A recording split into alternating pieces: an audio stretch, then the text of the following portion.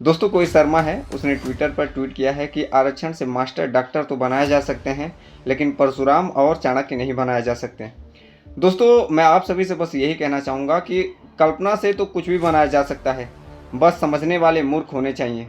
जैसे कि भारत देश में कल्पना से परशुराम और चाणक्य को बनाया गया है। यही बंदा नहीं, इसके जैसे ना जाने कितने इतिहासकार हुए जिन्होंने परशुराम और चाणक्य को सही साबित करने की कोशिश किया। इतिहास की किताबों में भर भर कर इनकी तारीफें की, लेकिन मैंने जो किताबें पढ़ी है उन किताबों में चंद्रगुप्त मौर्य को नीचा दिखाने के चक्कर में चाणक्य को उच्च दिखाने के चक्कर में चाणक्य को परोसा गया है। काल्पनिक कहानियां बनाई गई हैं जिससे कि एक महान चंद्रगुप्त जैसे मौर्य शासक व्यक्ति नीचा बना रहे और एक ब्राह्मण चाणक्य उसको ऊंचा दिखाने के चक्कर में उसको गुरु बना दिया गया है। लेकिन मैं आज आपके सामने 5 प्रश्न रखूंगा जिससे आपको पूरा साबित हो जाएगा कि चाणक्य एक काल्पनिक पात्र है। पहली बात, मेगस्थनीज चंद्रगुप्त के दरबार में काफ़ी वर्षों तक रहे, लेकिन उन्होंने कहीं पर भी किसी भी किताब में चाणक्य की, या जिसे विष्णुगुप्त बोलते हैं, इसकी जिक्र कहीं पर भी नहीं किया है। दूसरी बात, चाणक्य द्वारा निर्देशित या स्वलिखित जो अपने हाथों से लिखा जाता है, एक भी शिलापट आज तक कहीं पर भी नहीं मिला है। तीसरी बात यह है कि आज के इतिहास लेखकों के अनुसार चाणक्य को नागरी लिपि और संस्कृत ही आती थी, परंतु उस समय के काल में नागरी लिपि और संस्कृत भाषा के प्रयोग का कोई अवशेष या साक्ष्य नहीं मिलता है। चौथी बात यह है कि जब उस समय नागरी और संस्कृत भाषा ही नहीं थी तो ये दरबार में लोगों से वार्ता कैसे करता था, लोगों से बात कैसे करता था, जबकि उस समय तो प्राकृतिक पाली ही भाषा थी। आई होप आप लोग समझ चुके होंगे।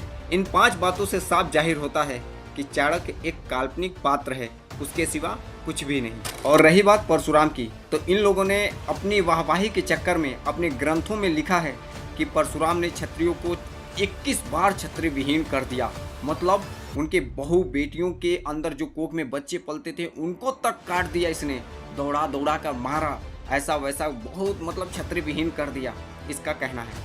वाहवाही के चक्कर में इन लोगों ने लिख दिया है, लेकिन आप खुद सोच कर देखो कि क्या ये संभव हो सकता है। इसका जो परशुराम है इसका कहीं पर भी पुरातात्विक सबूत नहीं मिलता है, ना खुदाई करने पर ना लिखित में कहीं पर भी साक्ष्य नहीं मिलता है, तो ये भी एक काल्पनिक पात्र ही है। और क्या बोला, आरक्षण से डॉक्टर मास्टर बन सकते हैं, तो सुन, गोबर खाने वाले और मूत्र का सेवन करने वाले, तेरे दिमाग में गोबर खा खा कर कचरा भर चुका है, तो प्लीज़ थोड़ा कचरा साफ कर और समझ। 1950 में आरक्षण लागू हुआ, उससे पहले आरक्षण नहीं था। लेकिन उससे पहले एक एससी का बच्चा, जिसे दलित तुम लोग कहते थे, अछूत कहते थे, आरक्षण ना लेकर भी भारत का संविधान लिख दिया, जिससे आज पूरा देश चलता है। आरक्षण ना लेकर भी हिंदू कोड बिल लिख दिया, जिससे आज महिलाएं और उससे अपना हक और अधिकार पा सकती हैं, कानूनन लड़ सकती हैं।